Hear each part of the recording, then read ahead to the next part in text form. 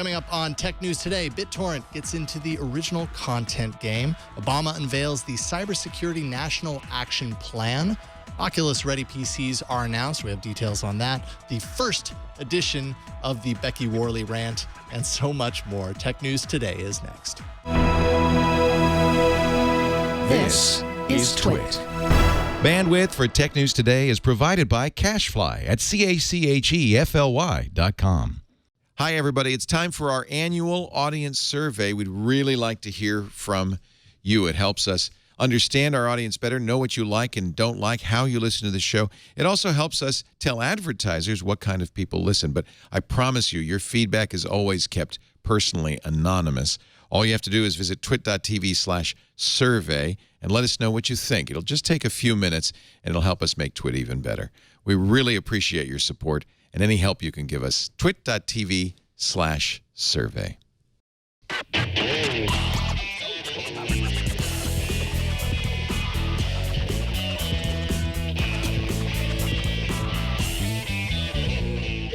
This is Tech News Today, episode 1446, recorded Tuesday, February 9th, 2016. This episode of Tech News Today is brought to you by Wealthfront. Wealthfront is a low-cost automated investment service and the most sophisticated way to invest your money. Whether you've got millions or you're just starting out, visit wealthfront.com/TNT and sign up to get your free personalized investment portfolio. That's wealthfront.com/TNT. And by the Ring Video Doorbell. With Ring, you can see and talk to anyone at your door from anywhere in the world using your smartphone. It's like caller ID for your home. Right now, get free expedited FedEx shipping when you go to ring.com/TNT. And by PillPack, a full-service pharmacy that combines personalized service, convenient packaging, and modern technology to make your life easier. Visit pillpack.com/twit to save $20 on vitamins and OTCs when you transfer your prescriptions. Hello and welcome to Tech News Today. This is the show where we talk about technology with people who are passionate about technology. I am Megan Morrone. I'm Jason Howell, and I'm pretty sure that Becky Worley is passionate about technology. I am. That introduction made me feel like you were going to start singing like Barbra Streisand. People! I'm here. People, get ready. Becky Worley is back. I'm just a little bit excited. I'm a little bit. Yeah, you're back today, and as regularly as we can have you. Yeah, I'll be guesting here occasionally, and then filling in for you guys when you go on vacation. Good Morning America, still my full-time gig, but I've had some bandwidth open up in the schedule, and I thought, where else would I want to be than twit.tv. TNT feels like home. Was here for some of the first shows and happy to be with you in the current ones. No, you were here for the first show. Yes, that's true. Like you were literally here for episode 1. Yes, I do believe that. You were playing air guitar for the intro. Well, it's awesome having you on the set and having you back on the show. It's really you guys are doing a great here. job. I'm loving the show, so really fun to be a part of the newest iteration. Well, we love having you here. Let's do it. Let's do some news. An unlikely source will soon start bringing you the New Hampshire primary and other political news to your Apple TV, your iPhone, or your Android device. Today, BitTorrent Incorporated launched an app for iOS, and last week they quietly released a similar app for Android. There's an app for Apple TV, but as our engineer John discovered, it is only in beta and invite only. OTT News offers you live P2P video from the 2016 campaign trail, including key primaries, the political conventions, election night in November, and the inauguration next January. The news will be brought to you by a team of journalists hired by BitTorrent. This is interesting news. We had a torrent story yesterday about Pirate Bay using a browser to stream legal and illegal content. Again, today news from BitTorrent only involves legal content. Jason has the app right now up on his Android device. Got it on here. We'll just go with this. Might not be the most high-tech way of showing you the video. We were playing around with it a little bit prior to the show, and I think I got what I would have expected to get when I hear about BitTorrent being a streaming engine. It was a little choppy, and we used 3 different Wi-Fi access points to try and see if maybe it was just our Wi-Fi or whether it was the app. All of them kind of had a little bit of choppiness. A little bit of chop, and I think that's what this is really about. It's about BitTorrent trying a new way to live stream. And so in their blog, what they said is this is all about provisioning. I had no idea what provisioning meant. You're the live streaming guy. It means about creating enough bandwidth and computer power for upstream requests for video. And the point that they made is that it's actually really difficult to predict how much upstream bandwidth and computer power you're going to need. And by doing this in P2P format, it is on demand, and therefore it's scalable. Companies as big as Apple at their events have had outages because they didn't guess right on the upstream provisioning, and that's what this is about. It's not really about the political reporting. It's about the back-end technology and how that's a business model. And so usually we're scared when we hear BitTorrent, oh, that's something illegal. But this, BitTorrent is a legitimate company, and we could presume if it's on the App Store, then it's not something that is dangerous to download in itself.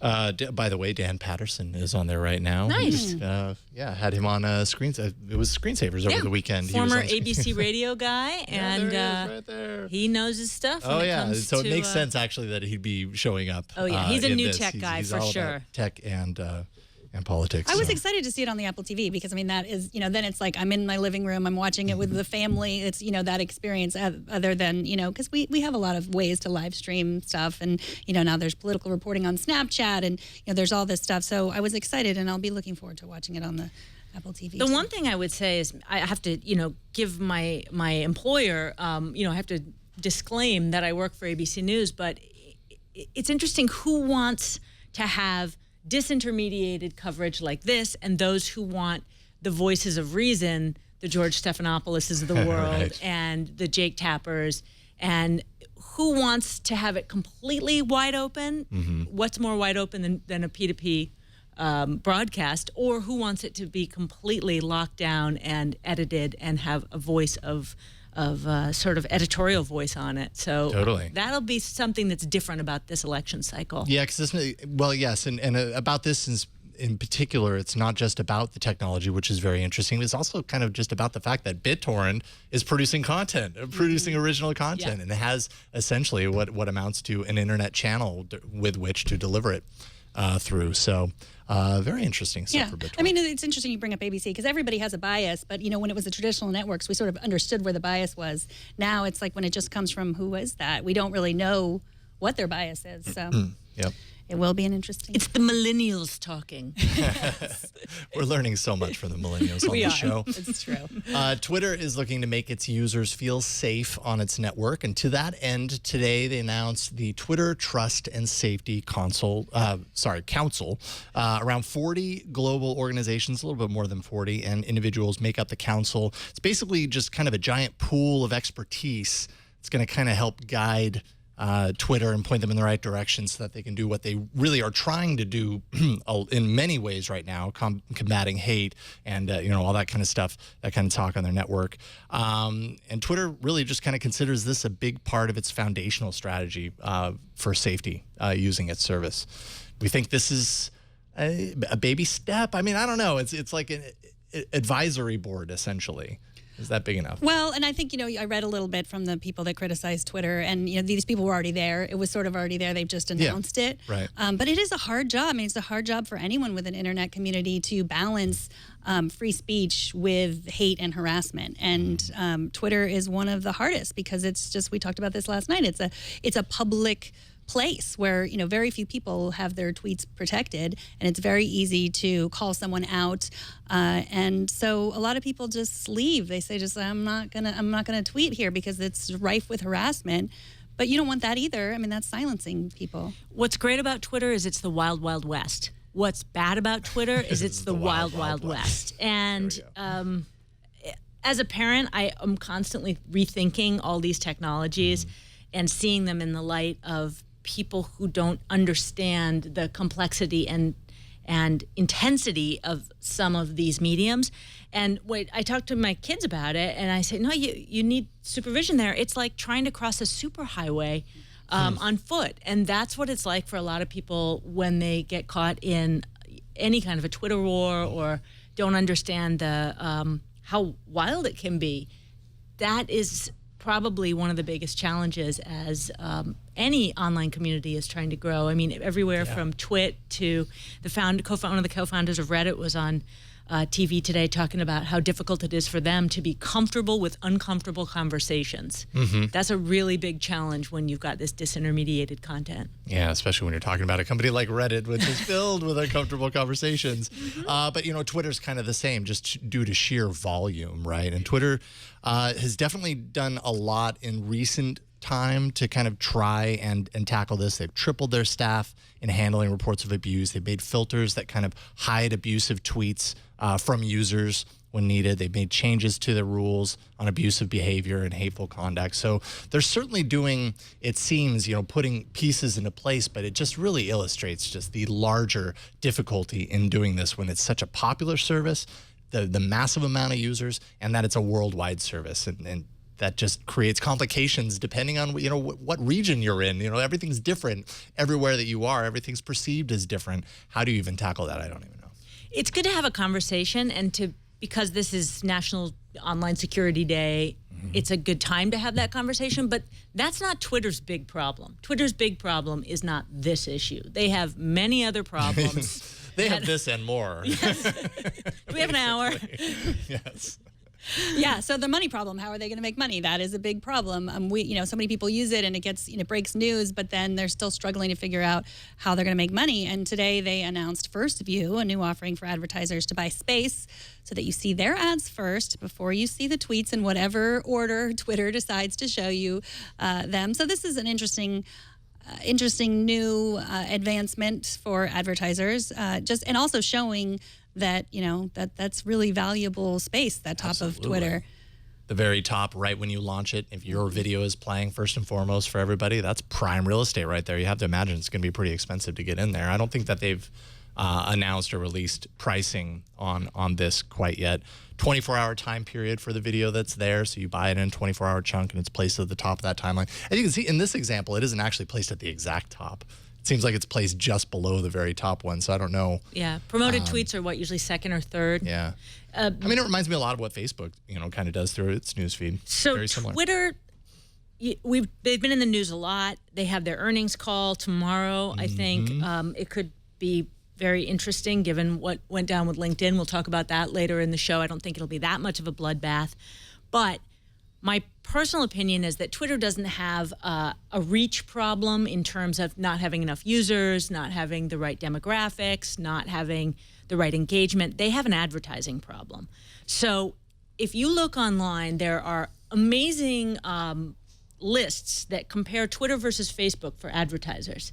And as you look at it from an advertiser's perspective, Facebook wins on almost every account. They have the impressions, the cost of the ads. They do have total reach, targeting. The only thing that Twitter is winning on is click-through rates. So one other thing that you can look at is in the fourth quarter of 2015, Facebook's ad spending budgets for a bunch of different companies went up 10%. The last quarter, they went up 16%. So Facebook is incrementally clawing away this advertising space in social. Now, when you look at video on Facebook, it has 4 times the engagement of a photo ad. And then it has something like 10 times the engagement of a traditional text-based promoted ad that appears in your newsfeed. So video is where the money is. Video is where Facebook is killing Twitter. And video is where advertisers want to be for engagement. Yeah. They have to do this. Increasingly, yep. Right. Agreed. Same with Instagram videos. That is a huge boon for them, too, and for Facebook. Yeah, that is interesting. I don't, and it's, I think they have the reach, but it's interesting they don't have people that stick around like you do in Facebook. It's the stickiness, factor, and that's kind of inherent in Twitter as a platform, right? And that's what they're struggling with if they're flirting with the idea of going from a reverse chronological order into some sort of an algorithmically based timeline, is that it's so easy for that one little comment to be seen for a split second and then pushed down. I have to imagine the same problem as extended advertisers, maybe to a lesser degree, because they're paying for their spot there. So there's probably rules around that, making it a little bit more visible. This ensures it, and it definitely brings, I have to imagine, a pretty large chunk of money to Twitter just to get that spot, because that's very valuable. Messing with the algorithm and the chronological timeline is so dangerous for Twitter, because what they are for so many users, it's the church of what's happening now, and not not let me go commune with my family, friends, etc. Right, yeah. I just want to. It's zeitgeist, and if they skew that without providing sort of an option, a UX that allows the user to go either from chronological to curated or algorithmically curated, then I think that could be so dangerous for them. And we talked about this a little bit last night. I wonder also if that's the way we see it, because we're all in the media and the media is reporting this, because I just really wonder if there are people that are out there, normal people, that don't really care about up to the minute. They want to see, they really do want it to be curated algorithmically. Let's think about the Super Bowl, okay? What is so great about the Super Bowl is being able to hear your neighbors cheering at the exact same moment that you're cheering. There is a communal feel that's lost in a time-shifted environment that technology has provided for us. And I feel like Twitter gives you that sense of being in it in the moment with other humans, even though you're actually not connected with them physically or even realistically. Oh, yeah. But it makes you feel like you're part of something that's happening.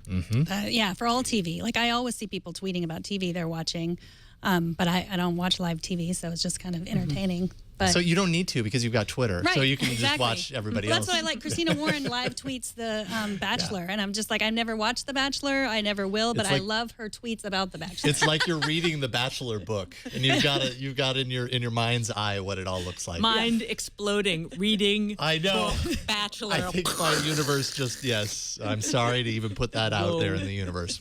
That should never exist, by the way, a book about The Bachelor. So you mentioned this, Becky. Happy Safer Internet Day. This is a day for awareness around responsible use of the internet and safety throughout, if that isn't implied by the title of it. In light of Safer Internet Day, Google just rolled out a new feature to Gmail that's going to flag emails that were sent or received from an email provider that does not support encryption. So you're going to get this little, red lock kind of embedded into the email, and it'll be unlocked. And if you actually click on that, it will tell you, like, is this a really important, like, top secret, information you don't want to share? Because if so, then you might, consider not sending to this address. It might be unsafe to do so. So, shaming. Basically, it's an internet company shaming. Yeah. For good reason. Yeah. They have the power to bring change. Right. Because they're just such a massive service. And if this is important to their user base, it will gain traction. Yeah, I would agree with that. Also, kind of, similar but different. AdWords just announced that effective June 30th, Flash is no longer going to be uploadable to their ads platform. Obviously, that's going, that's a big win for HTML5, essentially further kind of cementing that as kind of the delivery mechanism of choice. And just kind of yay for ads that aren't going to hijack systems anymore and bring in any more complications, further kind of nail in the coffin of Flash. Security is so unsexy. No offense, Steve Gibson. So if we have a day where we just consolidate it all in here, let's is there anything more you'd like to say on this subject? Because today's the day. Well, there is in a little bit. Yeah. We'll get to it in a second, basically. But Google also has a safety check that this is only today. So if you're not watching live, you're missing out. But if you update your online safety, and it takes you 2 minutes, you did it. I did it. And then you get 2 gigs of free storage from See, I almost Google. forgot. Apparently. Listen, Internet Safety Day is a complete bunch of bunk. So don't get excited. Don't buy any cards. Don't head down to the Hallmark store. Having Becky on the But show. Here's the thing. If this is the one day where you remember to go update the stuff on your legacy accounts that someday you're going to get locked out of, Yahoo, then if, God forbid, you're still an AOL user, or Megan got locked out of Flickr, or whatever your thing is that you're sort of marginally using, today might be a great day to just go make sure that they have all your current info, so that when that gets hacked, or your friends tell you that they're getting emails from that account from you, you can go get back in there and stop being embarrassed about sending bad emails. Not that this has happened to me. You paint a bleak picture, yes. Yes. And change your passwords while you're at it. Yes. I think that's no big deal. Change your password just go on day. all your accounts and change your password. Or spend 5 minutes a day changing your passwords. Right? Password padding. If you don't know what it is, go look it up. It's Steve Gibson's greatest moment. Yeah. It's a password strategy that will save your bucket. Password padding. Go. Look it up. All right, well, let's talk about something more fun. Yeah. Okay. Last month we told you the $600 price of the Oculus Rift. Kind of pricey for some. Some people would have been willing to sell their first child for an Oculus Rift. So I guess it was the exact right price. Today, Oculus Ready PCs are here. And for those who don't want to build their own, you can buy it. You also might have to have a money tree in your yard. The PCs fall right under the $1,000 mark and just under the $1,500 mark if you want it bundled with the Oculus Rift. So these are PCs that are designed to work well with the Rift so that if you're going to shell out that $600, you're going to have a PC that will be the best VR experience, better than real life, I guess. So entry level, $1,500. Yeah, they go up with to the bundle. That's like low end specs for the computer. Right. That's capable of doing Oculus. The high end is $2,500. The high end, you can get an Oculus Ready Alienware Area 51, NVIDIA GTX 980, 16 gigabytes of RAM, an i7 processor. That's $2,549. Okay. God, Intel has to be so stoked about VR because is it the only reason someone would upgrade at this point? If you're a gamer, I mean... Yeah, I mean, that's the thing. Gamers, and particularly PC gamers, I think they're pretty okay with dropping some good money into a decent gaming rig. Personally, like I saw $1,500 as like an entry on that. I thought that was pretty reasonable considering. I was surprised Alienware was still in business. That was the other surprise I had. But I had the same thought that's actually seemed so cheap.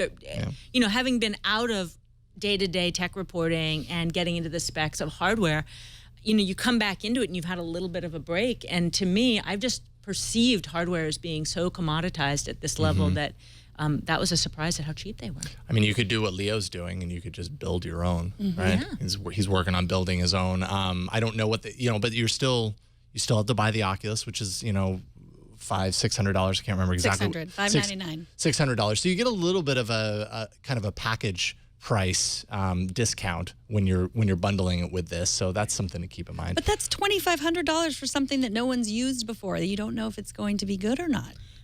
Well, yeah, but hardcore. I don't know. Gamers will pay. Yeah, gamers are going to pay. Gamers want to be.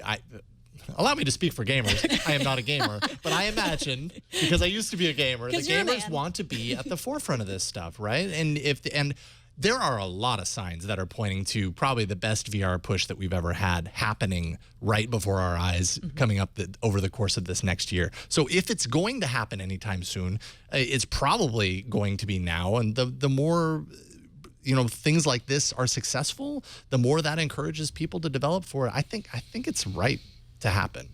And I think gamers are willing to pay to be a part of it. Yeah, there's definitely a subset, a niche, and then really interesting verticals where this could be really effective. I love the pain management use of virtual reality. There are things like that unintended uses that people haven't even imagined. And in case you think I'm bullish on this, I'm not. I think it's a whole bunch of, and I don't imagine it going really very big and very far, but there are going to be some interesting niches where people love it. Yeah. Oh, Becky.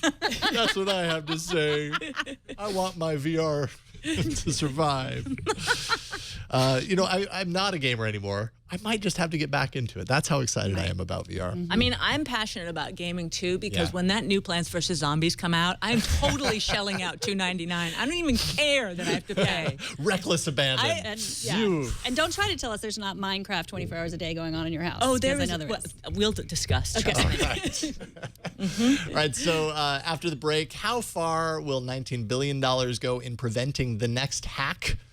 Think about that. But first, let's take a minute to thank Wealthfront, the sponsor of this episode. You invest for the long term, for you, for your family's financial health, but trying to do it yourself, especially the right way, it's complex, it's time-consuming. Luckily, there's Wealthfront. Traditional advisors charge huge fees, between 1% to 3% of what they manage. With Wealthfront, you pay 1/4% a year. That's 25 basis points, 0 commissions, no hidden fees. It's less than $5 a month to invest a $30,000 account.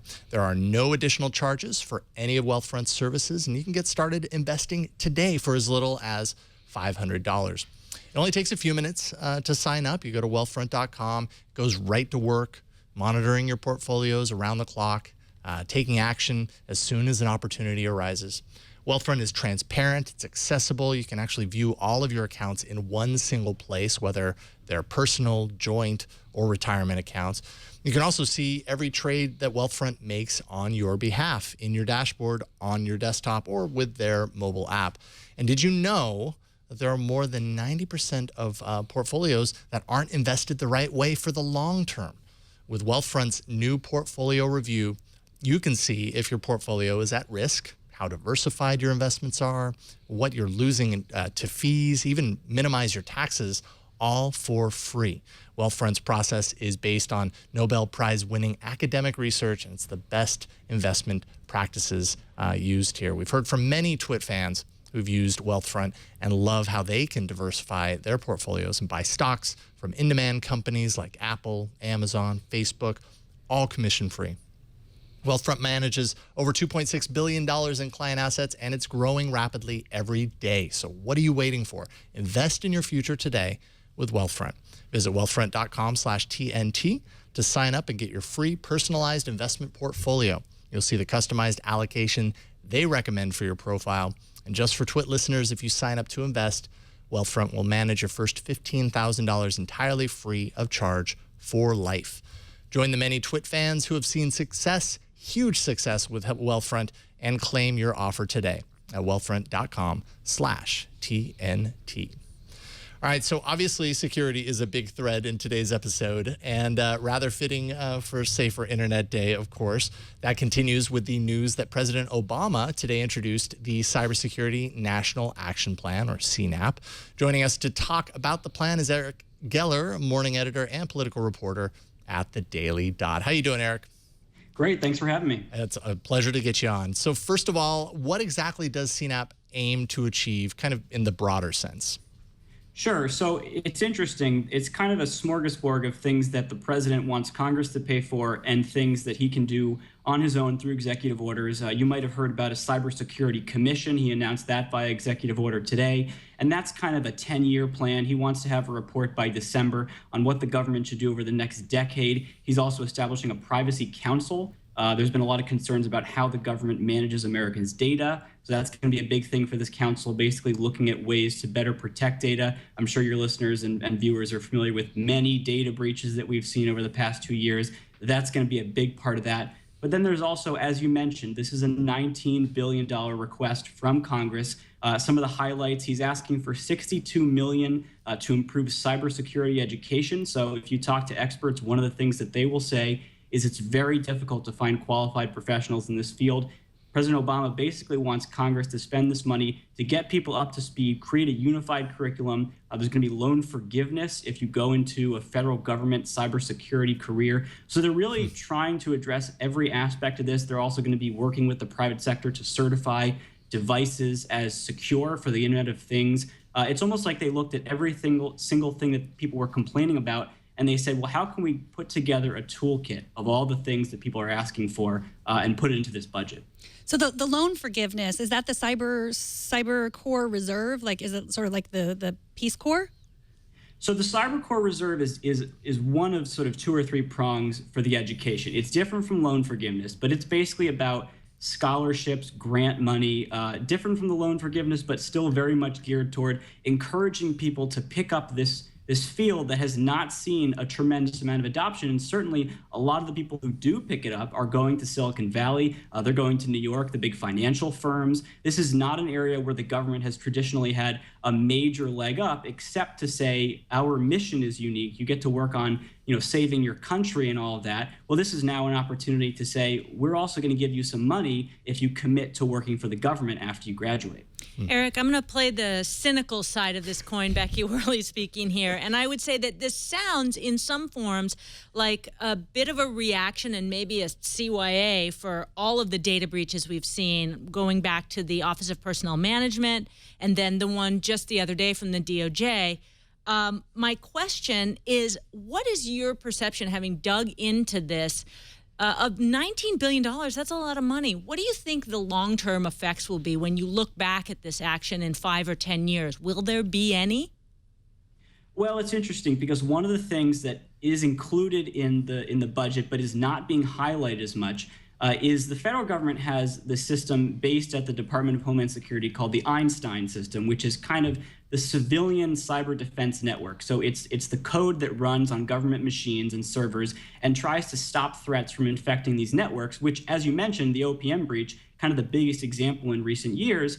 This doesn't really address the fact that Einstein is very limited. It can only mitigate threats that the government already knows about. It needs threat signatures in a database, and it's constantly scanning for those signatures. So one of the things you don't see in here, and this might be something that the commission tries to work on, is how do we build a civilian defense network that doesn't need to have the threat signatures already in a database, but can sort of dynamically look for attacks as they're coming in based on different patterns. And if you talk to people about Einstein, that's the big criticism, is that the government doesn't yet have something that's more dynamic. So it's interesting you mentioned this is kind of a CYA thing. It's also not really tackling one of the biggest vulnerabilities. But then you do see stuff in here about IT modernization, about getting rid of hardware that has very obvious vulnerabilities that are difficult to fix. Two-factor authentication, across federal employees. That's not sexy at all, but that's incredibly important when you think about how many breaches. Just this week there was one at the Justice Department, and I believe one of the things that the hacker said was he convinced, he got an email account and he convinced the Justice Department, helpline basically to give him more access by having that verified email account. If you have one tiny vulnerability somewhere, all you need to do is escalate that. And so two-factor, again, not the kind of thing that you're going to get on the front page of the New York Times for, but who knows how many threats that could stop at the source. Low-hanging fruit. I mean, social engineering, everything old is new again. One quick question on that, Eric, too. Do you think $19 billion is enough to act as a stimulus in a way around this subsector of that sort of Job Corps idea in cybersecurity that Megan was talking about? Is it really anything that's enough money to jumpstart that? Well, I think one of the keys is the $62 million for education, because if we think about how many problems come from not having enough trained professionals, the Job Corps stuff, if you build that pipeline of employees going to the government, that could end up addressing a lot of problems by just having more people working on it and more people with experience. Of course, it's an open question whether Congress will even give the president this money, but I don't know at this point that we know enough about what the problems are to say whether $19 billion is too big or too small. I think the key is going to be to look at whether the cyber core stuff gets off the ground, because once you have talented people coming in, you might start to catch a lot more problems. Yeah, that was kind of my main question, is out of this, whether the plan is going to see any sort of significant resistance, or whether it's kind of a shoe-in, a done deal. But it sounds like probably a little bit of resistance going forward, and see where it ends up. Yeah, it's traditionally been bipartisan. As President Obama pointed out, cybersecurity was never a politicized thing. But of course, the OPM hack has made it a lot easier to point fingers one way or another. And of course, interestingly, for the first time this year, the Senate Budget Committee didn't ask the president's team to even present their budget. So we will see if the president gets any of this money after all. All right, well, thank you so much for coming on to the show, joining us, Eric Geller. Please tell people where they can follow all of your awesome work online. Sure. You can go to dailydot.com. We have a tremendous politics section there. I cover cybersecurity and encryption. You can also follow me on Twitter, twitter.com/Eric Geller. Awesome. Thanks again, Eric. We appreciate it. Thank you. All right, now it's time for our email segment. Ken from Hermitage, PA writes, I think Wired's plan to offer no ads for $4 or block users who have an ad blocker could only anger their core user. Wired's main visitors are tech savvy and could have ad blockers. Despite the stories that ad blocker usage has exploded, regular people still don't know how to add extensions. I am a technician at Staples. I talk to and help regular people all day, and most of them have no idea about extensions or the ability to block ads. Of course, it's not hard to whitelist the page, but I can see people being upset that they need to. So this, of course, was the story we reported yesterday. Wire's going to charge $3.99 for no ads. And it's a good point, because they have the audience that will use ad blockers, where they're, if you go to other websites that are more general population, they don't need to block ad blockers because no one's using ad blockers. Right. Ken at Staples is on the front lines. Yes. And Ken is the kind of guy that when I go into Best Buy, I don't know about you guys, I just go find those guys. I'm like, hey, what's going on? What's true? What are the dumb questions today? What's hot? What are people buying? Don't you just love talking to those guys? You probably get recognized in Staples all the time. Becky Worley. I'm not sure what that means, but Becky sure Worley. She's hot at Staples. But it's true, though. I mean, that Ken is the person that's just like, this is what regular people know about technology. So thank you so much for emailing us, those Ken. comments are so valuable, though. I really appreciate it. So after the break, we are going to talk to Sam Abuelsamid about the newest Tesla, and then Becky will rant about unicorns. But first, let's take a minute to thank the sponsor of this episode, the Ring Video Doorbell. With the Ring Video Doorbell, you can see and talk to anyone at your door from anywhere in the world using your smartphone. Ring's advanced motion detection alerts you, and even if someone doesn't ring the doorbell, you can get an alert. I get my alerts on my Apple Watch. I get them on my phone. Sometimes my kids get dropped off before I get home, and I know that they're there, which is such a comfort. With Ring Video Doorbell, you can talk to people directly, and they don't even know that you're not home. Scott, who watches this show, he wrote in with a story about why he installed a Ring doorbell in his elderly parents' house. He writes, last month, I convinced my wife to let me install a Ring and a keypad lock after one parent fell, blocking the hallway, making it impossible for the other to get to the door to let in the EMTs. They needed healthcare workers to come and go at various times of the day and night, and it has been a godsend to protect our parents while we are away. The motion detector alerts my wife via iPhone as people are coming to the door, and she often preempts them before they ring the bell by talking to them and either sending them away or giving them the combination for the keypad lock. She also knows when they're leaving, which is great too. Thanks for writing in. Installing Ring takes minutes, and it works with either your current wiring or a built-in rechargeable battery. Put your mind at ease and protect your home with the Video Doorbell. Time Magazine and USA Today named one of their top 10 gadgets of 2015. Go to ring.com/TNT for free expedited FedEx shipping. That's ring.com/TNT. With the Ring, you are always home. So today, a spokesperson told Bloomberg that the next Tesla, the Model 3, will sell for $35,000. That's before all the electric car tax breaks you'll get. Joining us to talk about the reality behind this Tesla for the masses is Sam Abuelsamid, senior analyst at Navigant Research and car tech expert. Welcome, Sam. Hi, Megan and Jason and Becky. Nice to join you tonight. Thanks for coming on. So I talked about these rumors a few weeks ago, and you wrote in to me that you said this is basically Tesla's MO.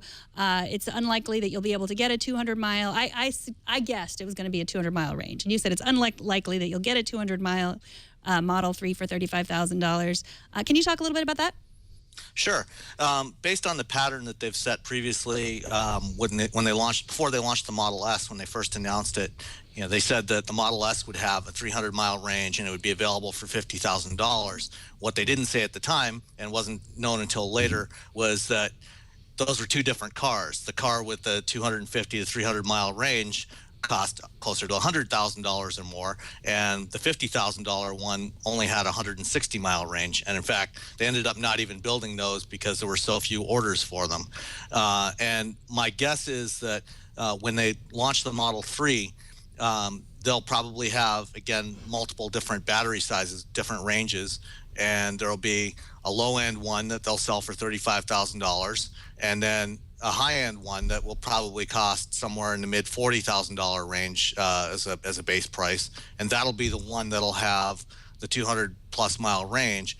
For $35,000, I'm guessing you'll probably get a Model 3 that has probably around 150 to 160 mile range. So a lower range, and then will those lower end also have all the autonomous features that we always hear about in the newer, more expensive Teslas?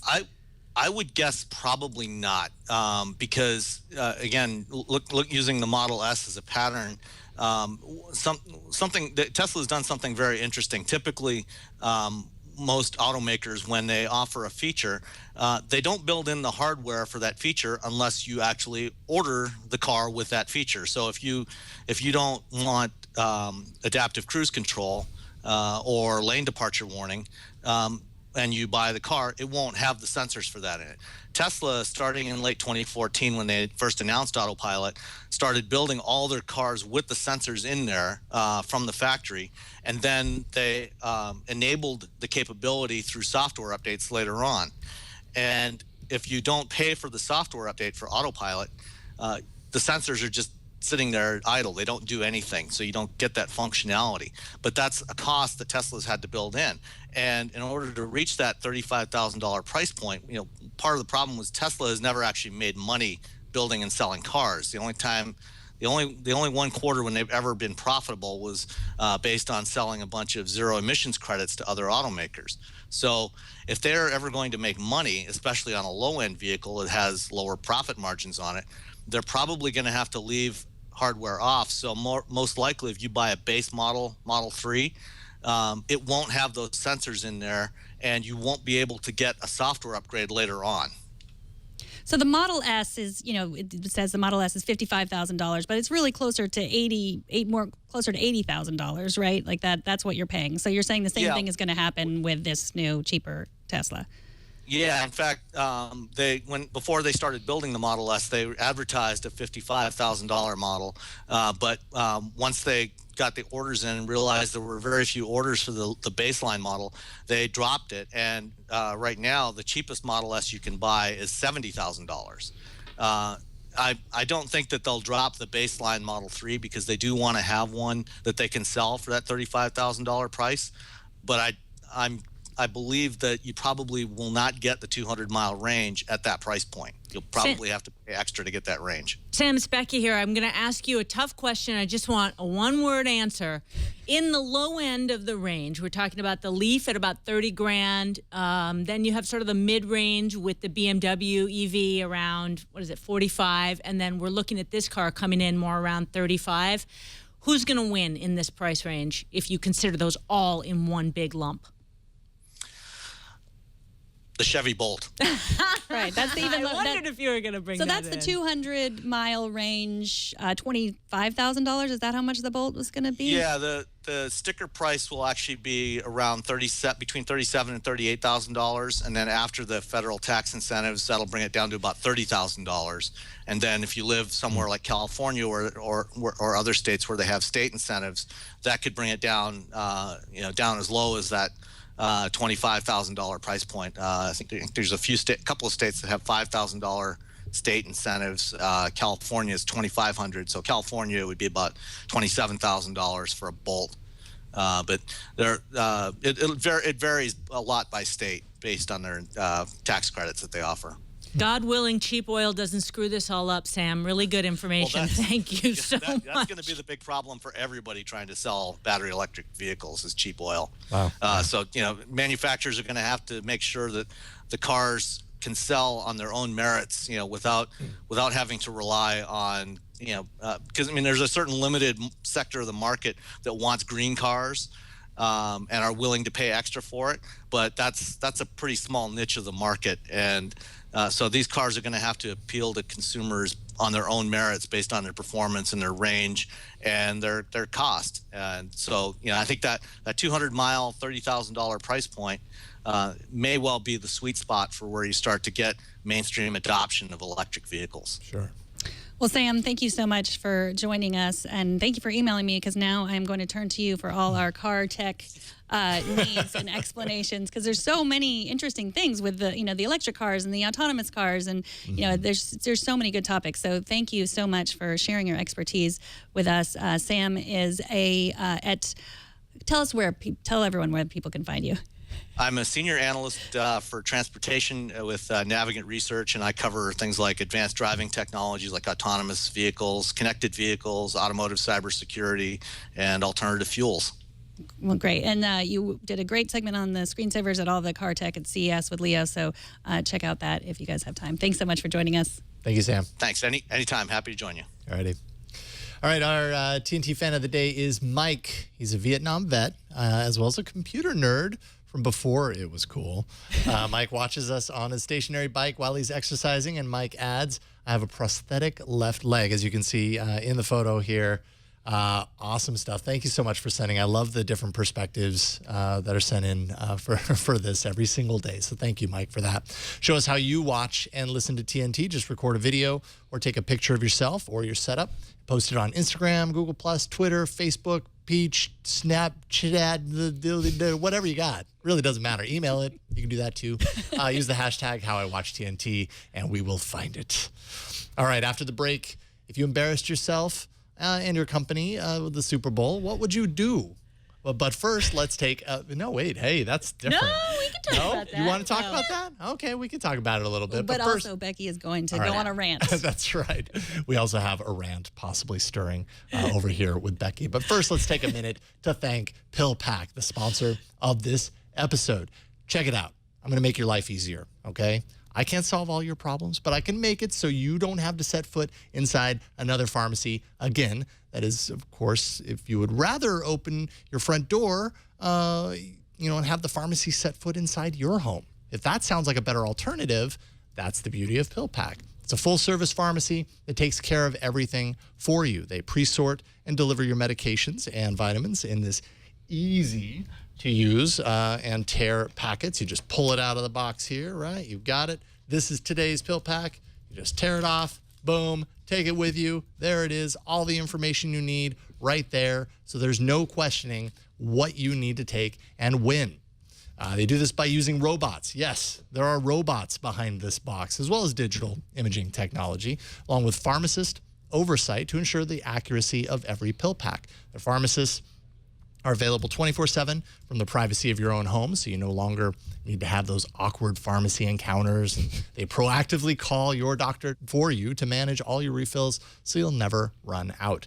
No extra cost beyond your standard copays. Shipping's always free, and it's compatible with most major insurance plans, including most forms of Medicare Part D. When you sign up for PillPack, they make sure that your insurance is compatible before they transfer any of your medications over. Switching is easy. You just sign up on their secure website, and they take care of everything for you. It's recognized by Time Magazine as a top 25 invention. Jill Duffy gave it a great review in PC Magazine. There's also a PillPack medication reminder app for the iPhone and Apple Watch. PillPack is medication simplified. You're not going to believe how much easier and more convenient it is until you've actually tried it. So here's what we want for you to do. Just visit pillpack.com/twit to sign up right now. Their site is awesome. It only takes 5 minutes to sign up. When you use our link and transfer your prescriptions to PillPack, you'll get a credit for $20 worth of vitamins and OTCs. That's pillpack.com/twit, and we thank PillPack for their support. All right, before we get to the Becky rant. Well, it can all be brought in. Can it? Yes, is this kind of part of it? I can manage this All right. situation. She's a handle professional, this. so I'll just go ahead and kick it over to Becky. It has been a rough week for tech CEOs, a rough month, a rough year, whether it's the valuations on the NASDAQ, or let's start off with Tim Cook, who went to the Super Bowl and posted a very blurry photo from the That field, happened. which is unfortunate given that Apple has a billboard campaign across the country that's called Shot on an iPhone 6S, showing these gorgeous photos, and then Tim posts this horrendous, really... It was an excited photo that was very blurry of the field, and boy, has he been mercilessly. He has. I've posted many more embarrassing things accidentally. He deleted it. He did. Last night I almost said, well, props to Tim for not deleting it. But he did. He did. So in our bad week, bad year, bad months for CEOs of tech companies, I've posted a poll on my Twitter account at @BWorley because I wanted to try out the poll function. That's I haven't done that yet. Do you feel bad for Tim Cook that he committed this faux pas, or shame on him? So go check that out and follow BWorley. Do you see that plug that worked right in there too? There is the poll. I turned a mess into a message, and we've got some great stuff happening here, guys. 40-60. Now, How did you do that? You are a professional. I know. Okay, so what I want to talk about, I thought one of the things that I could do when I come on the show is do a little bit of a deep dive sometimes, or do kind of a context point that we could talk about. And I've been watching this stock meltdown for the last few weeks, as many people have, crying into their 401ks. But it really has been horrendous for the tech companies. So the NASDAQ is down almost 15% since the beginning of the year. A lot of tech companies just getting drilled. LinkedIn on February 4th went from $192 a share to $100 today. So they've lost over 40% of their valuation. And it's not on horrible earnings. It's on warning about growth. And I think it's really interesting. You guys were talking about on the screensavers is what's going on in the tech market. I think there's a big reality check happening. And I hope you guys bear with me. I've got a clip. Guys, do we have the clip lined up? Okay. This is, I was on Bloomberg earlier today. It's the president of Goldman Sachs, Gary Cohn. Goldman is having an internet and technology conference in San Francisco today. Why today, you ask? Because the Super Bowl was Sunday and they all wanted to come out and watch it in San Francisco, so they decided to have a conference the next week. That's what I'm thinking. It's sort of either incredibly well-timed through Kismet or badly because this tech meltdown is happening right now. But there's certainly a lot to talk about. Why are all of these companies losing their valuation? Where is the investment going? It was such a hot VC market. What is really happening? And this is the best summation I've heard in the weeks of trying to understand this. Gary Cohn, Goldman Sachs president. Historically, the technology companies have been valued on growth, and you put big growth multiples on these companies. As we're shifting from a growth multiple to an earnings multiple and a cash flow multiple, we're coming up with different valuations. Yes, it can be shocking to revalue a company from a growth multiple to a earnings or cash flow multiple, but it's happening, and it's a natural evolution. Normally, we see it evolve over a longer period of time. For some reason or for a variety of different reasons, we're seeing it happen relatively quickly in some of these technology companies. So are we seeing a massive revaluation of tech? Is that what we're in for this year? You're definitely seeing a revaluation. In some companies, you're seeing a massive revaluation. That's not saying that we can't go back up to the old valuations, but the market is clearly taking a pause and trying to understand the long-term viability and the long-term wealth creation vehicle for shareholders. Your boss said okay, so what does that mean? Duh. We've been building growth investment, growth private investment, all these VCs. Have you guys just noticed how everybody's a VC now? Oh, yeah, absolutely. It's insane. My 12-year-old's a VC. I thought so. I was thinking that maybe that's where the the money from the allowance was going. It's everybody is a VC around here. It's kind of gross. They all drive Teslas. Then the thing that's really fascinating is that this hasn't come sooner. I mean, we've lived through many bubbles and we've lived through actual bubbles, and then we've lived through bubbles that seem to never happen, which kind of has been where we've been for the last couple of years, trying to figure out, is this a bubble? And yeah, this could be one of the big key signs of that. And I think that's the point, is that this VC money has finally dried up. All of this private equity that's been funding the insanity here in San Francisco and in the Valley has dried up. And now they're saying enough growth on new investment. We need growth on earnings, growth on cash flow. This is so basic, and yet it's amazing that it hasn't happened sooner. I mean, the companies that are out there that are trying to disrupt, that are just insane. I mean, we've really gotten to a pets.com point. Yeah, that's what I was agree. just going to say. Like, how is this different than like when we were reporting this at Tech TV, like in 2000? No. I mean, there's no sock puppet. MyPets.com right now is WeFuel. WeFuel is a company that brings gas to your car. I'm just, when I saw that, I was just dying. I'm like, are you kidding me? So, yes. My other favorite one is Duffel, D-U-F-L. So here's what you do. You pack your suitcase, and then you mail it to them, and you tell them where you are going to be traveling to and when, and then they mail it to that location. Are you kidding me? I am just pets.comming over and over again. So that's funny. I saw you looking at this website earlier, and I was like, oh, she knows about a company that I should, Duffel. She must use this service. But no, you're making fun of it. Good to know. It is. And I think the bottom line is you're going to see a lot of changes. I think there could be a lot, maybe not a lot, but I think some people are saying as much as 10% more loss in the NASDAQ on tech companies. And as Emily Chang at Bloomberg said so well, we've really hit peak unicorn, and that's where we're at. It's a really great way to put it. I feel like the difference between now and let's say the first big tech bubble of the early 2000s is just that we're here again. Yeah. That's the difference. Yeah.